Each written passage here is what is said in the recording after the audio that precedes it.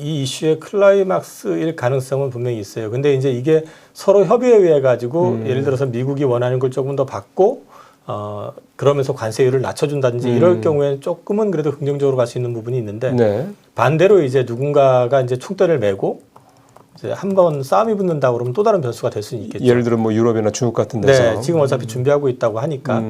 근데 사실은 중국 같은 경우는 그 미국에 대한 비중 자체가 이제 얼마 안 돼요. 맞아요. 10몇 프로밖에 안 되고. 안 되죠. 뭐 미국이 별짓을 다 한다 하더라도 미국이 중국에서 수입해 가는 거는 뻔히 보이거든요. 그래서 그거를 뭐 대체할 수 있는 수단을 어디서 찾을 것이냐. 그걸 생각해 보면은 중국이 만드는 걸 좀 비싸게 만들 수 있는 국가가 그나마 한국이고. 그렇죠. 뭐 그런데 거기다 대놓고 또 관세 그렇게 매겨놓으면 결국 물가 인상에 대한 부담을 또 안아야 될 거고. 네.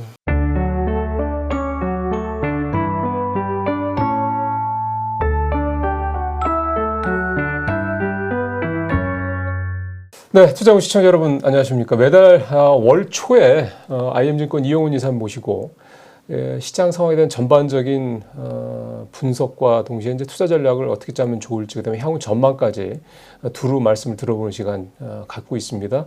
자, 오늘도 4월 첫째 주 맞아서 이용훈 이사님 모시고 마침 또 시장 상황이 굉장히 좀 여러 가지로 큰 변화들이 좀 보여지고 있어서요. 이사님한테 시장을 좀 어떻게 봐야 되고 어떤 게 포인트고 이런 상황에서 좀 우리 투자자분들께서 어떻게 투자 전략을 짜시면 좋을지 말씀을 또 들어보는 시간 가져보도록 하겠습니다. 이사님 어서 오십시오. 네, 안녕하십니까. 벌써 또 한 달이 됐네요. 그러게요.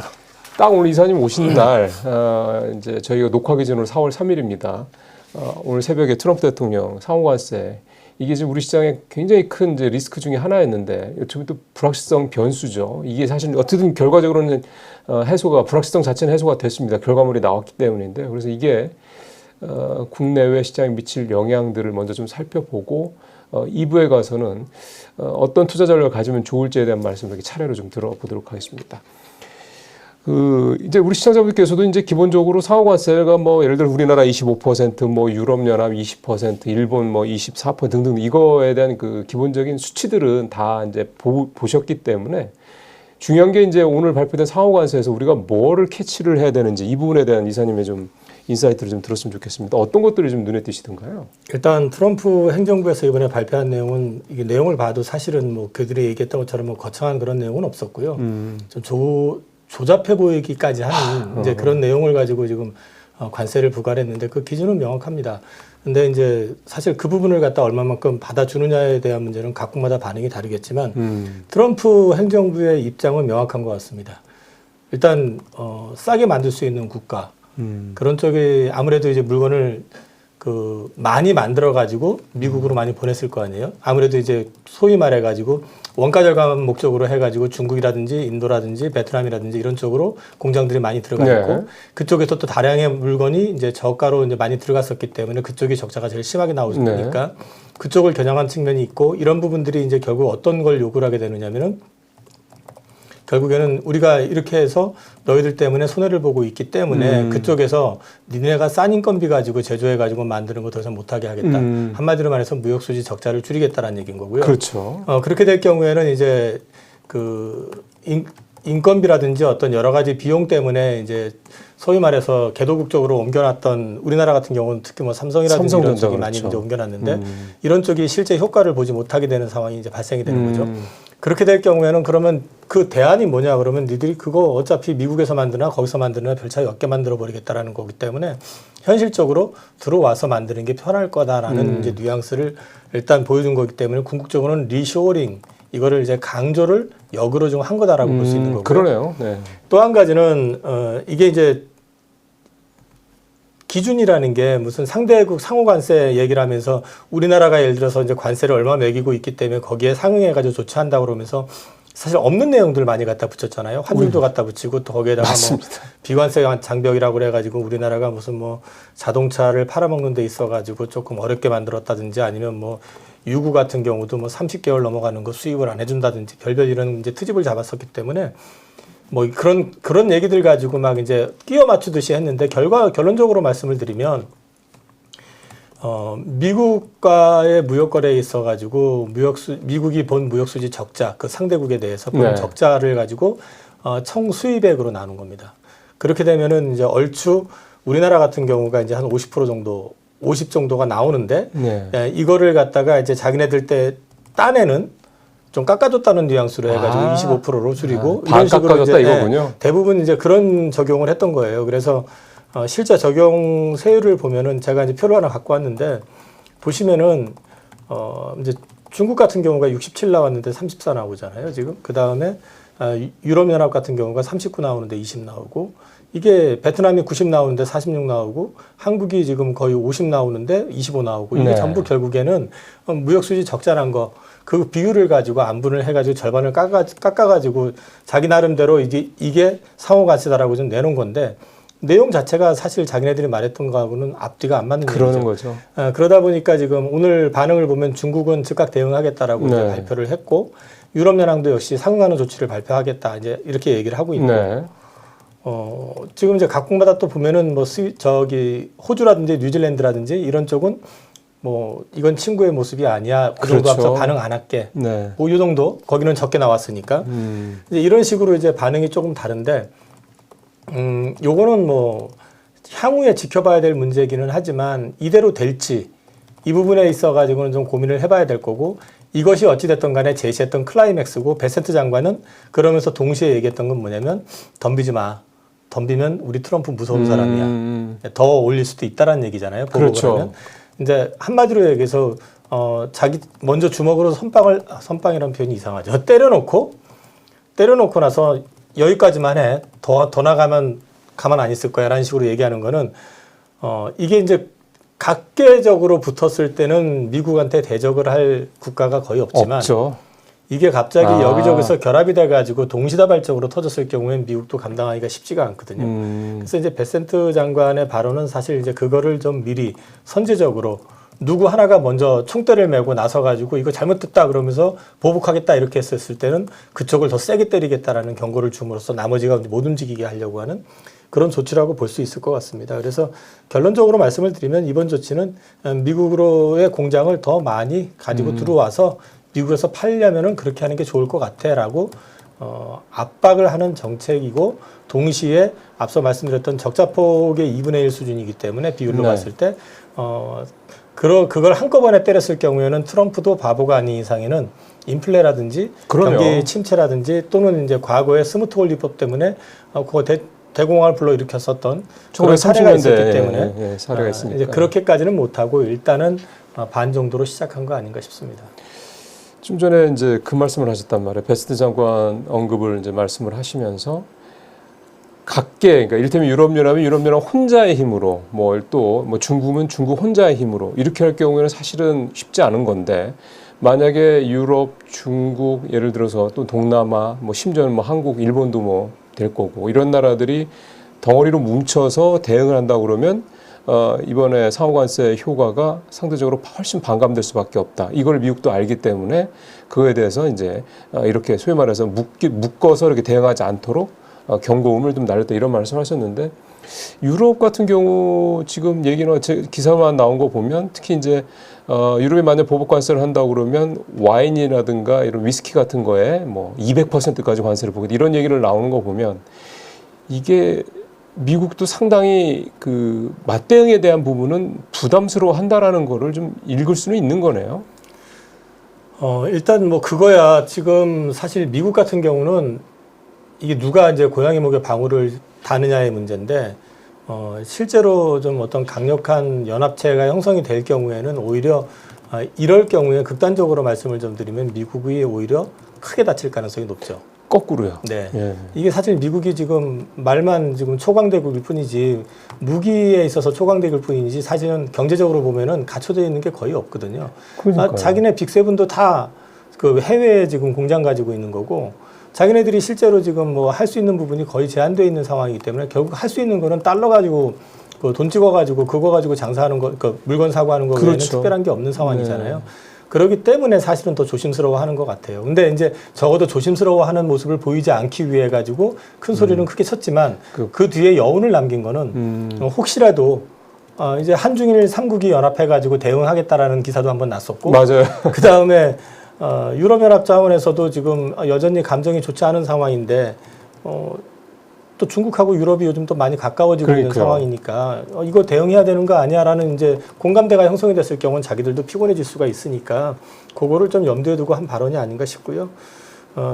이번 거는 저는 이걸로 끝이라고 생각은 안 해요. 이제 결국에 가가지고는 또 각계별로 또 이제 협상을 통해 가지고 뭔가 얻어내거나 아니면 더 싸움이 나거나 할 텐데 사실 저도 지금 생각이 반반인 게 저는 이런 스타일 되게 싫어하거든요. 사실은.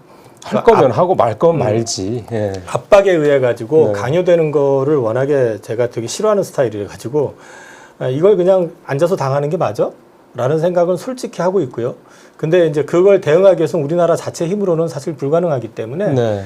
우리는 좀 사실 이제 주변하고 좀 손을 잡을 수 있는 부분이 있다면은 같이 협업을 좀 할 수 있는 부분을 찾고 그 다음에 또 미국 외 지역 다변화하는 부분도 그렇죠. 찾고 예. 그러면서 이제 우리의 어떤 무게 중심을 갖다 너무 미국 일변도로 가서는 또 그만큼 많이 다칠 수 있으니까 그런 부분들에 대해서 대응책을 찾는 게 낫겠죠. 네.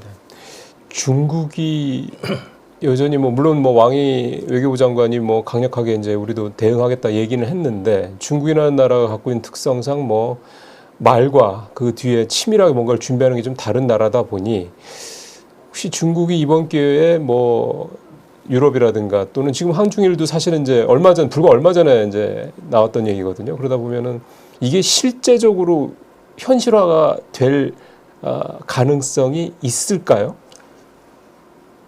한중일 간의 이 3자 연합 뭐 맞대응을 위한? 근데 벌써 지금 우리 정부는 보복 관세 안 하겠다고 지금 얘기를 해놔가지고 그건 뭐 좀 차라리 좀 가만히 있었으면 더 좋을 뻔했는데 얘기를 해놔가지고 뭐 그거는 그 파트너가 된다 하더라도 그렇죠. 사실 좀 이제 신뢰에 대한 문제가 있을 수 있는데 일단 일본 이시바 총리 같은 경우 일본도 사실은 또 이시바 총리 그냥 쳐내버리면 또 그만이잖아요. 또 뭐 미국에 찍히고 뭐 이래버리면 그렇죠. 그렇기는 한데 이시바 총리도 불쾌감을 사실 지난번에 한번 드러냈었고 그동안 얼마나 정성을 들였습니까? 네, 사실은. 이제 그런 것들을 놓고 봤을 때는 이 불만에 대한 부분하고 또 미국이 또 미국에 대해서 일본이 했었던 그동안에 했었던 투자라든지 여러 가지 기여도 네. 우리도 마찬가지로 이제 우리가 미국에 얼마만큼 투자를 해왔었고 그다음에 네. 무역수지 흑자에 대한 부분 상당 부분이 우리가 현지 투자하는 게 이제 연결돼 있었다라는 부분들 얘기를 하면서 실제로 이제 미국이 아주 강력하게 요구한다 그러면은 사실 그들한테서 이제 받아들여야 될 부분도 어차피 받아들여야 된다면은 이를테면 뭐 농산물 같은 경우도 소고기 같은 경우도 전에도 한번 말씀을 드렸는데 아침 방송에서 말씀드렸던 것 같은데 30개월 수령되는 거 표기해가지고 수입하는 전략. 그럼 소비자가 선택하면 되잖아요. 그렇죠. 그러면 안 사면은 수입업자들이 그거 어차피 수입을 줄일 수밖에 없지 자기네들이 그거 먹으라고 강제로 보낼 건 아닐 테니까.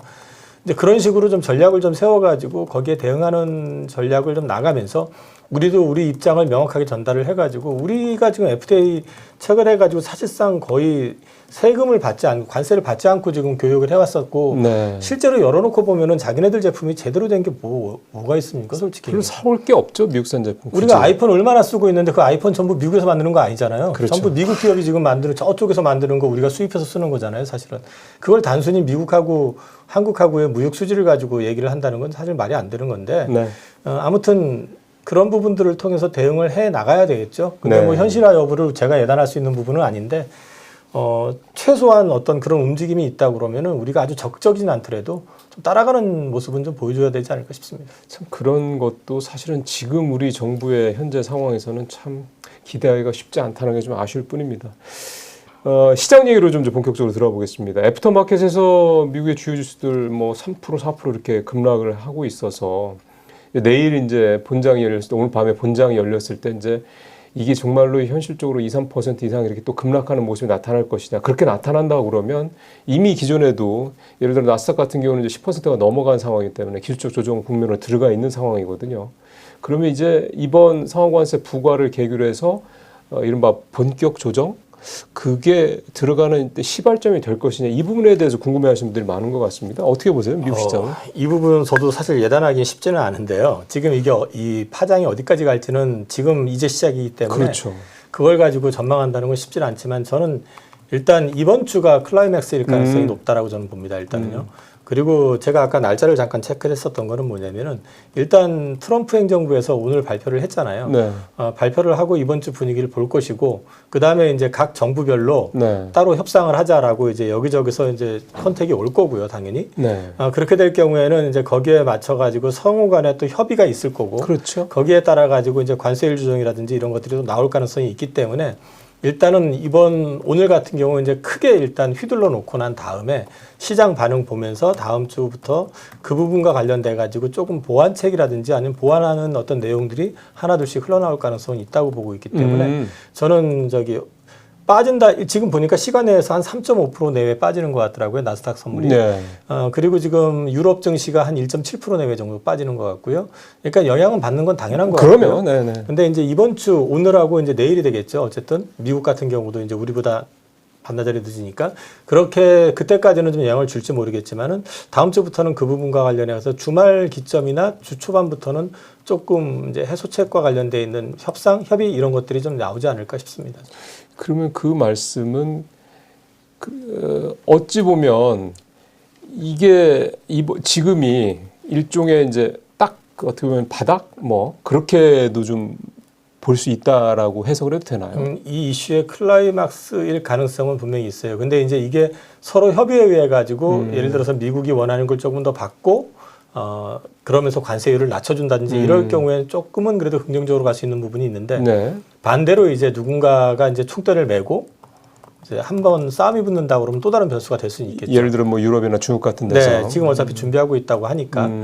근데 사실은 중국 같은 경우는 그 미국에 대한 비중 자체가 이제 얼마 안 돼요. 맞아요. 10몇 프로밖에 안 되고. 10몇 안 되죠. 뭐 미국이 별짓을 다 한다 하더라도 미국이 중국에서 수입해 가는 거는 뻔히 보이거든요. 그래서 그거를 뭐 대체할 수 있는 수단을 어디서 찾을 것이냐. 그걸 생각해 보면은 중국이 만드는 걸 좀 비싸게 만들 수 있는 국가가 그나마 한국이고. 그렇죠. 뭐 그런데 거기다 대놓고도 관세 그렇게 매겨놓으면 결국 물가 인상에 대한 부담을 또 안아야 될 거고. 네. 그렇기 때문에 이제 이런 부분들이 앞으로 어느 쪽으로 방향을 잡을지에 대해서는 좀 지켜봐야 되긴 하지만은 어쨌든 이 이벤트 자체의 어떤 클라이맥스는 질러놓은 상태고 다음 주부터는 이것과 관련돼 가지고 예를 들어 가지고 현대차 같은 경우도 지금 210억 달러 투자하겠다고 놓고 그 다음날 관세 네. 맞았던 거잖아요. 근데 이 부분을 가지고 이대로 그대로 끌고 나간다 그러면은 누가 거기다 대고 투자를 하려고 하겠어요? 그럼요. 예. 뒤통수 맞은 거랑 마찬가지인 건데요. 그렇기 때문에 결국에는 먼저 투자했던 기업들에 대한 어떤 이니셔티브 같은 거 이런 것들이 어쩌면은 나올 수도 있지 않을까. 뭐 개별적으로 예를 들면 뭐 개별적으로 이제 나올 수 여러 가지 뭐 유예라든지 예를 210억 달러 투자해서 캐펙스 얼마 늘린다 했으면은 그게 이제 투자가 집행이 된다는 걸 전제로 해가지고 뭐 일정 기간 동안에 이제 관세를 유예해 준다든지 뭐 이런 방식도 있을 수 있고 네. 여러 가지로 인해서 이제 약간의 어떤 보완책 같은 것들은 아마도 다음 주부터는 좀 얘기가 나올 가능성이 있을 것 같다. 그래서 단기적으로 봤을 때는 이번 주가 어쨌든 매도 클라이막스일 가능성이 있어 보인다. 그렇게 보고요. 대신에 이게 바닥을 찍고 본격적으로 상승을 하는 그림이 나오느냐라고 물어보신다면은 그 부분에 대해서는 저는 아직까지는 잘 모르겠습니다.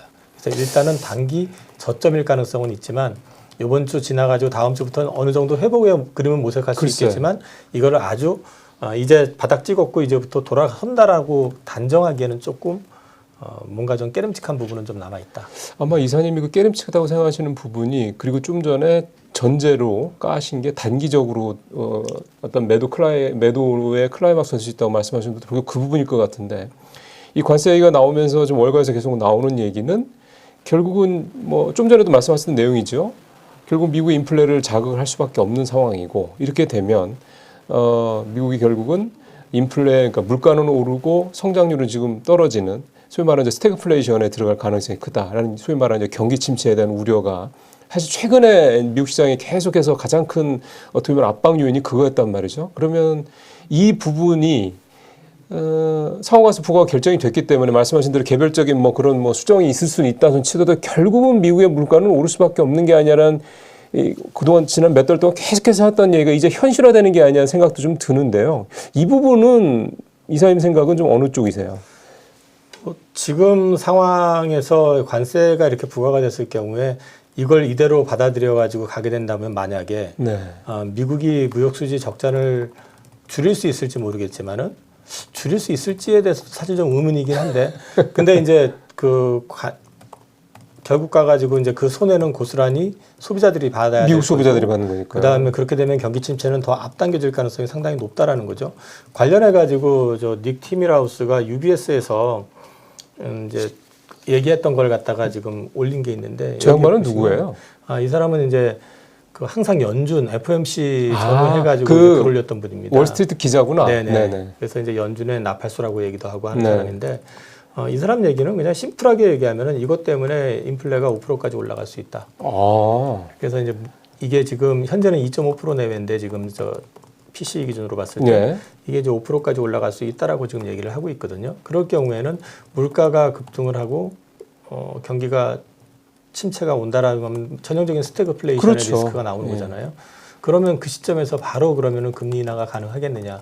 그럼 금리를, 그러니까 저기 소위 말해서 경기를 살리기 위해 가지고 또 그러면 인플레가 지금 창궐하는 상황에서 금리를 갖다 쉽게 내릴 수 있겠느냐 하는 부분이 또 부각이 될 수도 있죠. 근데 단기적으로는 이제 보는 시각들이 여러 가지더라고요. 단기적으로는 근데 관세를 올린다 하더라도 이게 물가에 반영되는 게 생각처럼 아주 크게 빨리 반영되는 건 그렇죠. 아니기 때문에 네. 경기 침체 이슈로 인해 가지고 단기적으로 금리 인하가 먼저 선행될 가능성은 좀 앞당겨질 가능성은 있다. 이렇게 보는 것 같습니다. 그럼 소위 말하는 이제 그 연준 풋에 대한 부분은 지금 현재로서는 이렇게 된다고 그래서 아주 명확하게 뭐 이를테면 지금 2번 정도 얘기가 되는 게 3번 또는 4번 뭐 이런 식으로 그런 주장도 좀 월가에서 나오더라고요. 그러니까 그런 식으로 갈 가능성도 전혀 뭐 배제할 수는 없겠지만 그렇다고 해서 명확하게 그렇게 간다 이렇게 또 말하기도 참 애매한 거네요. 일단 경기 침체를 전제로 해가지고 금리 인하를 얘기하는 거기 때문에요. 이거는 이제 경기 침체의 어떤 징후가 명확하게 보인다 그러면 연준 풋이 나오겠죠. 그러면서 이제 반응을 볼 건데 그 중간에 만약에 다시 물가가 튀기 시작을 한다면 그게 이제 그 속도가 얼마나 빠르냐에 이제 그 변수가 있기는 한데 그게 생각보다 빠르다 그러면은 금리를 갖다 인하하는 것도 제한될 수밖에 없죠. 그래요. 그래서 이제 이 부분에 대한 그러니까 제가 자꾸 트럼프 행정부가 지금 하고 있는 짓이 외줄타기라는 느낌을 갖고 있다라는 거. 그러니까 이게 정말 천재를 가지고 정교하게 짜가지고 모든 걸 플랜 대로 해가지고 맞춰가는 거냐. 아니면 막 질러놓고 나가지고 막 이랬다 저랬다 하는 약간 중구난방식. 지금은 제가 가만히 보면은 정교한 플랜이 아니라 좀 후자 같아요. 후자 같은 느낌이 좀 많이 들거든요. 상호관세 아까 처음에 설명을 해주셨지만 상호관세 그 관세를 부과하는 그 기준도 보면 생각했던 것보다 굉장히 심플하기 때문에 정교하지 않다고 봐야 되는 거죠. 그래서 사실은 지금 이제 경제학자들이 다시 이제 대공황의 공포감을 자꾸 얘기하는 이제 사람들이 많아지고 있거든요. 사실 좀 가만히 보면 좀 그래요. 오늘 같은 경우도 특히 이제 우리는 사실은 이 상호관세라고 그러면 우리가 데미지가 제일 적을 수 있다라고 기대했었던 부분이 있었는데 정 완전히 반대로 거의 찍혔다시피 이제 그런 모양새를 보여줬기 때문에 지금 이게 내용을 근데 문제는 그 내용이 정말 디테일하게 뭐가 있었다면은 또 모르겠는데 그것도 아니었었고 해서 지금 현재 그림상으로는 지금 트럼프가 의도하는 건 분명히 연준이 먼저 손들고 금리 내리길 원할 건데 연준이 그렇다고 해가지고 아직까지 하드 데이터가 안 나오는 상황에서 그걸 섣불리 지금 금리를 내리겠다고 나서지는 못할 거다. 그러면 경기 침체 시그널이 확연히 보이는 시점. 그래서 아마도 지금 6월달 금리 인하 가능성에 대해서 얘기들이 좀 나오는 것 같은데 그런 부분들 전후해가지고 이제 연준 풋은 좀 발동된 가능성이 있어 보이고. 그런 맥락에서 봤을 때 이제 그때부터는 어떤 게 우선이냐의 문제이긴 한데 지금은 사실은요 이렇게 말씀을 드리면서도 솔직히 오늘 발표했던 내용이 액면 그대로 갈까 또는 다른 데가 가만히 있을까 이 부분에 대해서도 저도 확신이 없습니다. 지금. 사실 그게 불확실성 아닙니까? 네, 그래서 저는 이게 그냥 그 미 증시에서 일단은 이번 주가 개인적으로 봤을 땐 단기적인 저점일 가능성은 있다. 근데 이게 아주 맘 편한 저점이라서 무조건 많이 사놓고 기다리면 된다라는 쪽보다는 조금 등락이 좀 나오지 않을까. 그 다음부터는 그렇게 생각하고 있습니다. 그러면 기본적으로 미국 시장에 대한 투자 전략도 어느 정도 좀 가닥이 잡히는 거네요. 일단 단기 저점이니까 단기로 생각하시는 분들은 지금 저가 매수로 들어가는 것도 나쁘진 않은데 그래서 그거를 계속 담아놓고 우리가 흔히 미국 시장에 대해 미국 주식 투자할 때 생각하는 것처럼 장기 뭐 중장기 뭐 1년 또는 뭐 2, 3년 이렇게 투자하는 거에 대해서는 현재로서는 확신적으로 얘기를 할 수는 없다. 저 개인적으로 아마 지난달에도 아마 앵커님이 그런 질문을 하셨던 것 같아요. 그때 지난달이었나요? 지지난달이었나? 테슬라 $220 깨지고 근처 왔었을 때 한번 그 말씀하셨잖아요. 그래서 제가 신규 투자자는 한번 분할 매수 해봐도 되고 그렇죠. 근데 기존 투자자들 같은 경우는 여기서 다시 재투자할 필요는 없을 것 같다. 좀 기다려보자. 물론 그 뒤에 테슬라가 급등을 하긴 했습니다만 저는 이게 맘 편하게 지금 사가지고 길게 가져가가지고 작년 말 올 초에 테슬라가 보여줬던 어떤 그림을 그리기에는 아직은 좀 판단하기는 좀 섣불러 보이고요. 역시 마찬가지로 지금 구간이라고 한다면은 요즘 엔비디아가 지금 $110 밑으로 떨어져 있는 것 같고요. 뭐 이런 것들 떨어져 있을 때 조금 분할해서 담아보는 건 나쁘지 않다. 그렇지만 아직까지 뭐 본격적으로 미국 시장에 베팅을 해야 될 시점은 아니라고 저는 보고 있습니다. 그러니까 결국은 참 그게 중요한 것 같습니다. 이제 우리가 특히 작년 불과 이제 1년 전이기 때문에 그때는 정말 막 있는 거 없는 거 다 쓸어 모아서 베팅을 도 됐을 때였죠. 결과적으로 보면. 근데 그 당시 상황에서도 사실 이게 계속 이렇게 가는 거냐에 대한 의구심 분명히 좀 많았었고. 근데 지금 상황, 그러니까 1년여가 지난 지금 상황은 저가 매수에 대한 여지는 있지만 그렇다고 해서 베팅을 할 수 있는 상황은 분명히 아니라는 말씀이 좀 되는 거고. 그럼 여기서 한 가지 더 나간다고 그랬을 때 지금 일종의 이제 미국 시장이 이렇게 주춤하니까 또 기술주들 중심으로 주가가 계속 떨어지니까 조정에 들어가니까 머니무브가 나타나서 그 돈들이 그러니까 미국 시장에 들어와 있던 들 중에 상당수가 유럽이랑 중국으로 가고 있다. 사실 그건 수치로도 좀 나오더라고요. 그러면 이 상호관세 부과가 된 이 상황에서 그럼 이런 현재까지 보여지고 있는 그런 머니무브 현상이 그러면 더 계속 될 것이냐? 아니면 이게 다시 미국으로 소위 말해서 이제 환류를 할 것이냐? 이런 부분들에 대한 것도 좀 변화가 있을 수 있을까요? 저는 지금 구조에서는 이번에 지금 대놓고 얘기는 안 했지만은 트럼프가 이제 요구하고 있는 것 중에 하나가 아까 이제 한국 관련해서 비관세 장벽 얘기했던 것 중에 하나가 결국은 환율이었거든요. 예. 결국은 달러 약세를 좀 추구할 수밖에 없는 게 현실일 그렇죠. 거라고 보고 있습니다. 그리고 지금 이 노이즈가 사실 이제 막상 발현이 된다고 했었을 때 누가 데미지를 입나 보면은 지금 오늘 지금 시간의 거래에서 보시면 M7 주식들이 다 급락을 하죠. 그렇죠. 애플만 하더라도요. 공장이 중국에 있고요. 베트남에 있고 인도에 있습니다. 그렇죠. 네.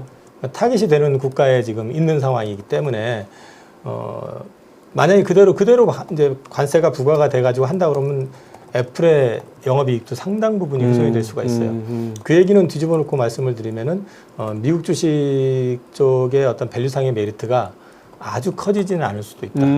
그렇기 때문에 저는 이게 미국으로 다시 환류한다 이런 개념보다는 여전히 저는 오히려 지금 중국 같은 경우 지금 반발은 하고 있지만은 사실 중국 내부적으로 봤을 때는 외부에서는 여러 가지 평가가 있죠. 중국 내부 경제가 지금 사실 편한 건 아니기 때문에. 그렇죠. 근데 지금 적적인 경기 부양을 통해 가지고 지금 내수를 살리려고 하는 부분들을 더 강화시킬 가능성도 있고요. 그래서 이제 중국 내부적으로의 어떤 반응이라든지 또는 유로존 쪽에서도 마찬가지로 이렇게 될 경우에는 지금 독일이 처음으로 재정 적자의 규모를 갖다 키우고 네. 방산 쪽을 강화시키는 걸 넘어서 가지고 이렇게 될 경우에는 경기 부양과 관련된 부분들까지 또 손을 쓸 가능성도 있습니다. 이렇게 될 경우에는 오히려 유로화가 강세로 전환이 될 가능성도 그렇죠. 있습니다. 그렇죠. 그렇게 본다고 그랬을 때는 자금이 미국으로 일방적으로 들어가는 작년까지의 어떤 그런 그림보다는 역시 좀 분산이 되지 않을까 저는 보고 있습니다. 그러니까 사실은 뭐 머니 무브가 유럽이나 중국으로 간다고 해도 이를테면 그걸 예를 들어 한 100이라고 봤을 때 이를테면 8, 90이 그러니까 작년에 미국 시장으로 전 세계 자금이 몰려들었던 8, 90 정도 몰려갔던 것처럼 반대 현상이 유럽이나 중국 이런 거는 아니다. 네. 그렇죠. 그러니까 그러면 이제 뭐 시청자분들이 이해하시기 좀 편하게 굳이 그렇게 수치화한다고 그러면 여전히 절반 이상은 미국이라고 봐야 되는 겁니까? 신규 자금 같은 경우 이제 그 비중을 말씀을 드리는 것보다는 수익률 게임에서 봤을 때 미국이 앞설 것 같지는 않습니다. 그래서 이제 오히려 저는 미국보다 우리가 더 앞설 수도 있고 또 중국이나 유럽 쪽이 여전히 더 메리트가 있을 수도 있다. 일단 미국은 기본적으로 현재 시점에선 돈을 풀 의지가 크질 않습니다. 그런데 이제 유럽이나 중국 같은 경우는 이제 경기 부양을 통해서 돈을 풀 의지가 명확하기 때문에 우리도 마찬가지지만 우리도 지금 일단 추경이 또 어쨌든 지금 해야 되는 상황이고 그러면 이런 것들이 맞물려서 본다 그러면은 이제 기회가 있을 수 있고 그다음에 지금 미국이 오늘 정책에서 확인이 드러나는 거는 중국과의 단절입니다. 사실상 중국과의 그렇죠. 단절을 선언한 거거든요. 단절을 선언한 거라고 한다고 그러면은 중국에 대한, 그러니까 중국이 미국으로 팔았던 제품들을 대한 될 수 있는 국가를 찾아보면 또 사실 몇 개가 안 돼요. 그런 맥락에서 봤을 때 우리는 관세 때문에 고생은 할 수 있을지 모르겠지만 어쨌든 그럼에도 불구하고 또 상대적으로 수혜를 볼 가능성도 있습니다. 그래서 저는 오히려 지금 여전히 지금 제 고객님들한테도 말씀을 드리지만 올해는 미국보다는 한국 쪽이 더 나을 수 있고 그 다음에 여전히 그 유럽이나 중국 쪽에 대해서는 관심을 가져보시는 게 좋을 것 같습니다. 그러면 일종의 이제 지금 제가 이제 다음 질문을 드리려고 했던 게 바로 이제 이런 상황에서의 이제 투자 팁인데 그러면은 이제 미국에 대한 비중은 신규 자금을 기준으로 봤을 때 뭐 그렇다고 해서 기존에 들어가 계신 분들 굳이 팔 필요까지는 없는데 빅테크 종목들 같은 경우는 여전히 뭐 좋은 회사들이니까 그렇다면 새로 미국에 투자하려는 분들 같은 경우는 추가적으로 신규 자금을 투입하는 것보다는 차라리 그냥 국내 시장에 잔류하거나 오히려 유럽이나 중국에 있는 ETF 상품 이런 쪽으로 투자하는 게 오히려 수익률 측면에서는 나을 수도 있다. 이렇게 정리할 수 있겠군요. 뭐 저는 그렇게 생각은 하고 있는데 이제 요즘은 포트 차원에서 미국 주식은 일정 부분은 좀 쌀 때 가져가시는 전략도 나쁘진 않거든요. 그게 뭐냐면 이제 엔비디아 같은 경우도 이제 PER 밸류로 보면은 20배 대 초중반까지 지금 내려와 있어요. 맞아요. 많이 내려가더라고요. 근데 지금 엔비디아의 이 지금 상황이 이대로 종료가 될 것이냐를 생각을 해보면은 그렇게 쉽게 끝나지는 않을 거라는 거죠. 그 다음에 또 한 가지는 지금 AI가 이렇게 되니까 이제 마치 다 끝난 것처럼 지금 주가는 반응을 하고 있지만 그 중국 쪽은 좀 다르잖아요, 지금. 딥스크 시장이 완전히 뭐 떴죠. 예, 근데 사실은 그 칩에 대한 수요는 요번에 뭐 지브리 열풍도 있었지만은 뭐 그게 계속된다 이런 개념이 아니라 이제 앞으로 AI는 이제 상용화의 단계에 들어서는 그러니까 소위 말해가지고 유료화 되면서 이제 수익성으로 전환이 되는 이제 분기점에 지금 와 있는 거라고 저는 보고 있거든요. 네. 그렇게 된다고 했을 경우는 이쪽과 관련된 부분이 투자가 그대로 멈추지는 않을 것 같기 때문에 관련해가지고 어쨌든 글로벌 넘버원은 그래도 미국이다. 그렇죠. 그래서 네. 이제 그런 것과 관련돼 있는 부분들이 있기 때문에 미국에 대한 관심은 가지시는 게 맞을 것 같고요. 네. 대신에 이제 비중을 작년 같은 경우는 국장 떠나는 게 지능순이라고 얘기를 했었는데 지금은 사실은 이제 국장을 안 하신 분들은 국장에 오히려 들어오시는 게 더 나을 수도 있고 그 다음에 미국 쪽에 대한 비중이 100이라고 한다 그러면 그 100을 가져가시는 것보다는 미국 쪽은 비중을 좀 줄이시고 대신에 그걸로 국장이나 아니면 중국이나 유럽 쪽을 보시는 게 좀 분산을 하시는 게 나을 수 있다. 그렇게 말씀을 드리고 싶습니다. 네. 그럼 여전히 지금 미국을 이제 밸런스 차원이라든가 그런 차원에서 미국을 담다 그러면은 이사님 말씀하신 것만 놓고 보면 그래도 역시 향후 성장성에 대해서는 명확한 AI 관련주는 여전히 그쪽으로 좀 집중해서 볼 필요는 있다. 이렇게 좀 보면 될까요? 요게 이제 잘못될 경우하고 잘 될 경우인데 어찌됐든 간에 중간만 한다고 전제를 했을 때도 지금 현재 정책을 가지고 보면은 어쨌든 미국은 제조업의 기초 체력을 갖게 될 겁니다. 그렇죠. 네. 그렇게 된다 그러면은 미국이 제조 강국으로 부상하는 날이 그렇게 멀지 않은 시점에 나올 수 있고요. 네. 그 다음에 그게 가능해진다고 했었을 경우엔 지금 휴머노이드 로봇 관련된 산업 얘기들이 계속 나오잖아요. 그렇죠. 이 휴머노이드 로봇이라고 하는 것이 제조 비용을 미국에서 획기적으로 낮출 수 있는 요인이 될 수도 있습니다. 네네네. 그런 것까지 감안해서 놓고 본다 그러면 미국 시장을 포기해서는 안 될 거라고 저는 생각을 하고 있습니다. 저는 사실은 그 아까 현대차 말씀 잠깐 하셨는데 210억 달러를 투자하면서도 굳이 미국에 들어간 현대차의 저게 악수가 아니냐라는 지적에 대해서 저는 그냥 들었던 생각이 미국에 들어가는 것에 대해서 부담스러워하고 불편해하는 가장 큰 이유가 결국 비용, 특히 인건비인데 그 현대차 같은 경우 보스턴 다이내믹스라는 그 전 세계적으로 휴머노이드 관련해서는 뭐 가격 여부를 떠나서 제일 앞선 기술을 갖고 있는 회사를 자회사로 두고 있는 회사니까 결국은 미국에서의 공장에 그걸 사람이 아니라 로봇으로 대부분 해가지고 사실 지금 한국의 현대차 공장들도 울산에 있는 공장들도 산업용 로봇을 전 세계에서 제일 많이 쓰는 공장들이잖아요. 그거를 감안한 게 아니라 그런 생각 좀 들더라고요. 좀 이사님께서 휴머노이드 로봇 성장에 대한 말씀을 하시니까 현대차도 결국 그거를 노리고 지금 당장은 되게 노이즈가 많지만 장기적으로 보면 그게 낫겠다 생각해서 가는 게 아니야 이런 생각도 좀 문득 들어서 좀 그런 말씀을 드렸습니다. 이번에 HMG/MA 그 기공식 조지아 공장이요? 조지아 공장 그 오픈식이라고 했나요? 그때 이제 할 때요.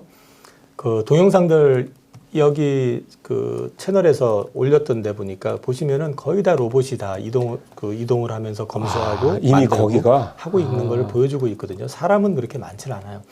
그래서 이제 결국 가가지고는 지금 보스턴 다이나믹스가 미국에 있고 결국 가가지고 미국 내에서 그거를 검증을 시켜주는 것도 보스턴 다이나믹스의 휴머노이드 로봇을 파는 데 있어서 되게 유리한 조건이 될 수 있고, 그다음에 자동화를 통해 가지고 비용 자체를 이제 최적화시킨다 그러면은 그게 오히려 또 다른 무기가 될 수가 있는 거죠. 그러니까요. 그리고 거기는 미국 기업이기 때문에 거기를 통해 가지고 또 세계로 또 거꾸로 역수출을 할 수도 있는 부분이 있는 거죠. 그렇죠. 네. 그래서 이제 그거는 사실 투자 의사결정 자체가 잘못됐다라고 얘기하는 건 아닌데, 다만 진짜 아무 생각 없이 아무것도 받지 못하고 210억 달러 투자하겠습니다. 먼저 손들고 가가지고 백악관에서 물론 기자회견을 하긴 했지만 그거 하나 보려고 그래놓고 다음날 바로 관세 폭탄을 두들겨 맞는 이런 식이 됐을까? 이 부분에 대해서는 저는 살짝 좀 의문이거든요. 그렇죠. 뭐가 혹시 좀 네. 뭔가 있지 않고서는 그렇게 쉽게? 오히려 이거는 사실은 한국으로 봤을 때는 또 협상의 어떤 조건이 될 수도 있는 거였는데. 오히려 그렇죠. 거꾸로. 정부 간 협상에서는 이게 투자에 하나 이제 우리가 얼마를 더 투자할 것이고 니네 자동차 가지고 얘기를 하는데 그 균형 맞추기 위해서 우리가 현지에서 투자를 더 해서 더 많이 늘리겠다 이런 것도 얘기가 나오게 될 수도 있는 거고 한데, 먼저 선제적으로 했다라는 건 그 뭔가 그 바터가 또 있지 않을까 하는 생각도 해요. 맞습니다. 사실 그거에 대해서 뭐 그런 거를 공개적으로 얘기하고 그러지는 않겠지만 말씀하신 대로라면 현대차가 바보가 아니고, 현대차도 뭐 삼성에 뭐 준하는 그런 정보력을 갖고 있는 걸로 알고 있는데 그렇게 간단하게 전략을 그 결정을 하지는 않았을 것이다. 믿고 싶은 걸 수도 있고요. 근데 그게 진짜로 있을 수도 있는 거고요. 그게 뭐 공개적으로 얘기할 수 있는 것만은 아니니까. 현대차의 이 대규모 투자에 뭔가 믿는 구석이 있을 것이다라는 부분에 대해서 좀 한 표를 좀 던지면서 오늘 이 정도 얘기를 좀 마무리를 좀 해보겠습니다. 자, 일부에서는 트럼프 상호관세 내용이 실질적으로 미국 증시까지 해서 어떤 영향을 미칠 것이냐라는 부분에 대한 말씀을 좀 나눠봤습니다. 생각했던 것보다는 좀 걱정스러운 거를 좀 예상을 했는데, 이사님의 생각은 물론 뭐 완전 확신이라는 차원이라 이렇게 말씀하신 건 아니지만 단기적으로 봤을 때는 조금 부담을, 걱정을 좀 조금은 덜어도 되지 않겠냐 이런 생각을 좀 듭니다.